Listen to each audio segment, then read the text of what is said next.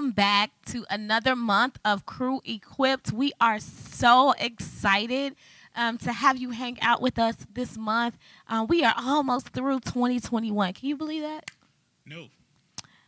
It is crazy. This year has gone by so fast, and we are in Q4 already. And so we know that we've entered into fall and what that means. And it's the leaves are turning colors, and some of y'all may be going for some apple picking, etc. But Pumpkin. or pumpkin, not my favorite. But you know what? Whatever you enjoy, make sure you have fun doing it with your family and staying safe out there. But we wanted to just invite you in we want to answer some questions for you guys for the month of October. So this month we will be talking about questions from beyond. So Minister Noble is going to ask me some questions. I'm going to ask him some questions, and hopefully these are some questions we know we've heard from some of the crew members, some of these questions, and we wanted to answer them so that you guys have something to go back to if your friends ask you these questions, and something you could just pull on. And we're not saying that we know everything. However, we wanted to give you a little bit of insight that we may have, and we wanted to share with you. So, but before we get into it, do us a favor, hit that bell. Hit that subscribe button and like this video. Also, interact with us. You guys have been doing really great with interacting. Leave us some comments. We will be glad to get back to you. And just know that we are here. We are in person every week now. We are in person for middle school and high school students at Faithwalk Harvest Center. And all of our information is below. You can also send us an email, and we will get back to you as well. So let's just get into it. Can I kick it off, or you want to kick it off? You want to ask the first question, or you want me to ask the first question? I mean, I want to say that the reason why we're doing this is because, this is that month. October, even though I enjoy it for other reasons, many people enjoy this month because of what would seem like the supernatural, the demonic, or just the idea of being somebody different, somebody they admire, or, and the opportunity to dress up, and they see it as something benign. And so we want to talk about supernatural questions. That's why we call this Questions from Beyond. All right, but I suppose I'll ask the first question. Let's see. Can Christians watch horror movies? That's one of the questions we got. Can Christians watch horror movies?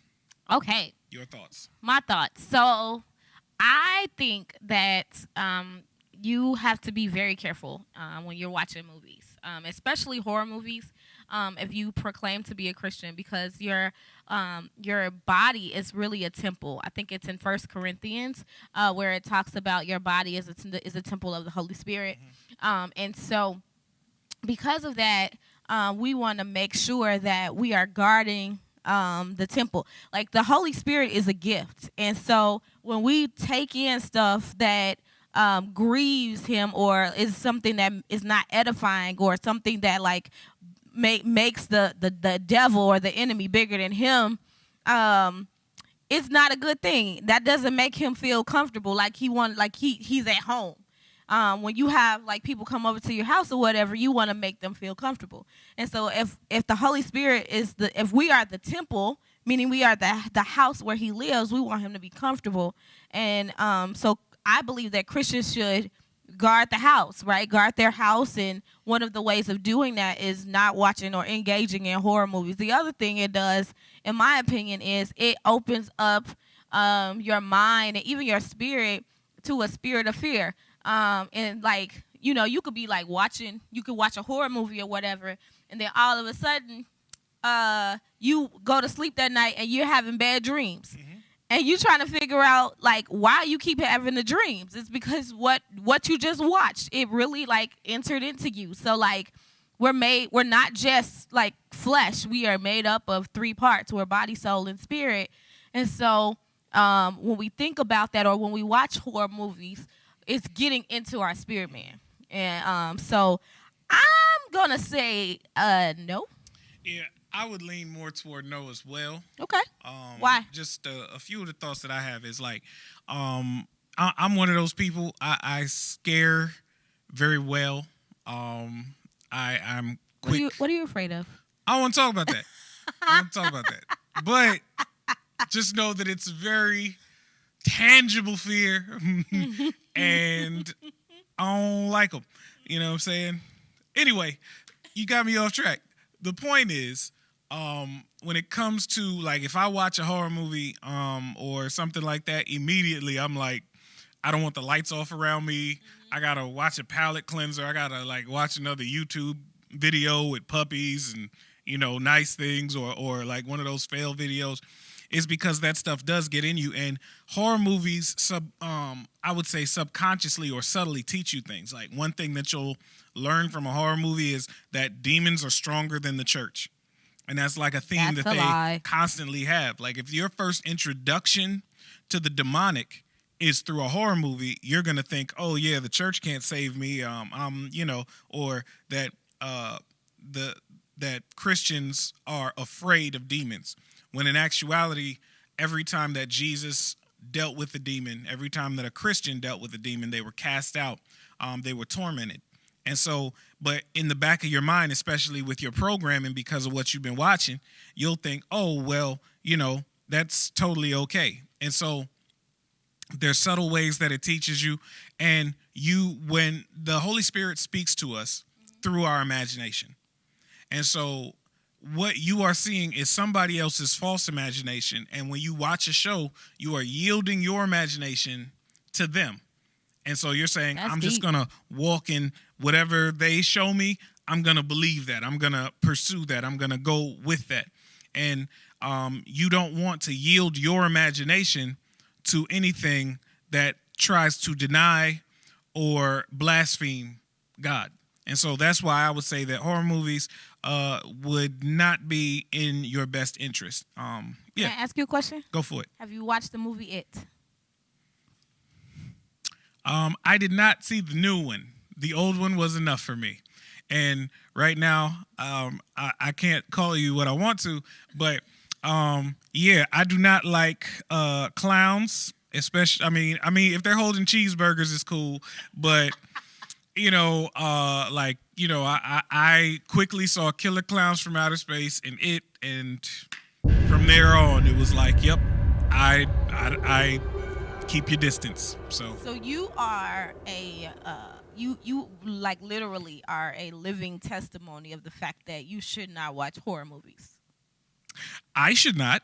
I don't, Like what I'm saying is like because you watched Killer Clowns as a kid. But see, before that, I like clowns. You know what I'm saying? Exactly. Right. So then fear entered in because of a movie, a horror movie. Yeah. So that solidifies the answer. I mean, but how often do you see killer clowns? You know what I'm saying? I go through my everyday life, I don't see them. So. But what I'm saying is if a clown came into this room right now, what would you do? I would want to know his intentions, and I would ask him to keep his distance for his own safety.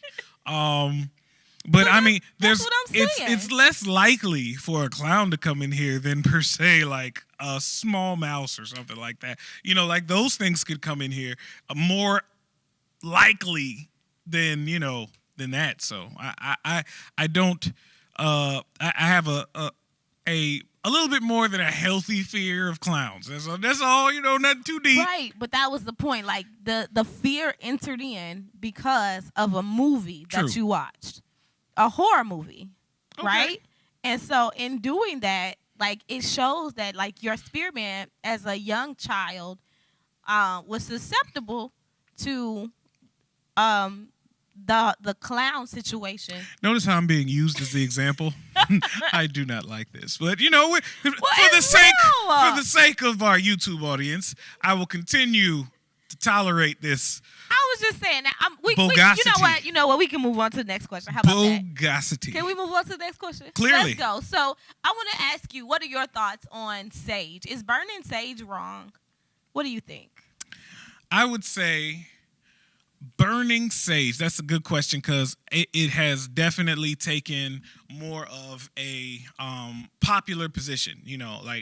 Um, I think whenever we talk about anything, like when we talk about sage or tattoos, or anything that has a spiritual energy, new age-ish type of connotation, the best thing for us to do is to go back to the original intent of the people who started it, to go to other people who might have done it in other communities and try to figure things out. Because we live in a more postmodern world, which means basically we don't necessarily believe in spirits or the supernatural and things of that nature. So most people who are using sage are like, yeah, it's just cleansing and blah, blah, blah. And they don't take into account, oh, well, these people used to believe it did this too. And they're like, well, I don't believe that. So just because I don't believe water is wet doesn't mean that I can't get wet. You know what I'm saying? So it doesn't really matter what you believe. It matters what this thing actually does in the spirit. But to answer your question, I said that as the plate. Let's put on the rib. So I would say that burning sage in and of itself, like if you're using it for the purposes of smells,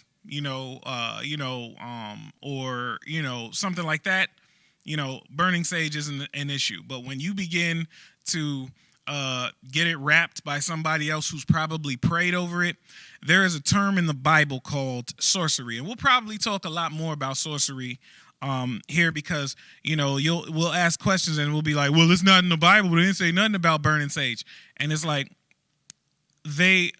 whenever they use the term sorcery, it was oftentimes speaking of pharmakia, and it talked about using outside elements, creating spells in order to access the divine realm. And so a lot of times when people are using sage, they'll say stuff like, oh, it cleans out all the negative energy. You see them doing all this and energy rolling up and down their body, and then you got some people who argue, oh, you got to do it clockwise, not counterclockwise, because then you'll jack everything up, and it's a lot. And so we have to be very careful what we're doing, because as I've done my research, we talk about a thing called smudging, and smudging is what they're really doing. That is that was indigenous to North America. The people who initially lived here, that was one way that they communed with the divine, and they believed that this would connect them with other spirits. They believed that it would connect them to the divine, it would cleanse them, and it would also cause them to be protected. Like if you do your research, you check out the origins, that was the initial. And so what New Age philosophy is kind of like a buffet of religion. And so you could say, well, I want some of this, but I don't want some of that. And you pick and choose what you want. Right. And so you pick it without knowing what are the nutrients on the inside. Yeah. And so I would say that if you're doing that, you are opening yourself up to stuff that you're probably not interested in opening yourself up to. But it's everywhere now. It's like, I mean, you've seen it. It's, most of our entertainers are doing it. I saw a lot of people doing it during the Black Lives Matter initiative. A lot of people were doing that, and they feel like it connects them to their indigenous faith bases and things of that nature. And I would just say be careful. And as a Christian, it is unlawful for you to contact the spirit realm in that dimension. That is not how we do things. Yeah, I completely agree with you. I think that to be honest, we have to not just look at sage, but of course there's other burning elements that we need to look at as well. We have to be extremely aware of what way the enemy can use things that are common now to really knock us off and put us into a place of craziness for lack of a better word. I remember growing up, and it was very common during that time to burn incense, and no one thought it was just a time. It was just something that was happening during that time. not understanding the implications potentially or the origin of where incense came from. And so now, even now that we're in a generation, or we're living through a time where sage is what is being burned, I was just like completely amazed. Like, you can go to the dollar store and get, like, they have sage at the dollar store that is packaged for ritual practicing. I'm just saying, if you're gonna get your demons, don't go to the Great Value store. You deserve a quality premium demon. You know what I'm saying? Like, don't, How about none at all? Okay. I'm just saying, like, think about it. You say, I'm getting this to cleanse my house, right? Like, but I think that speaks to the fact that the enemy does not care what demographic it's trying to reach everybody. Gotcha. So basically, like, okay, somebody say, oh, I have the premium sage. It costs $100. Well, I don't have $100 to spend on my sage, but I want to make sure that the energy in my house is clean. So, but I saw it at the dollar store. Is it gonna do the same thing? So the reality is that I believe that the enemy is conning, and he's trying to present himself in places where it's common. We talked about that, a little bit earlier. But if y'all want to hear more about this, just saying, your sage about to smell like burnt grass. You get it from the dollar store. You want to get the good stuff.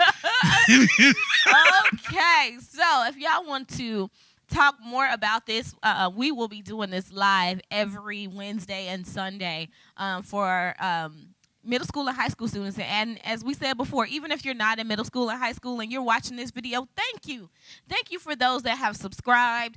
Do us a favor, share these videos, and so that other people can have answers that they may have been looking for. But we want you to join us next week as we continue on and talk about questions from beyond. And we would love to have you once again in person. We would love to see you at 400 Maple Avenue in Carpentersville, Illinois. But until then, we will see you next week. God bless you.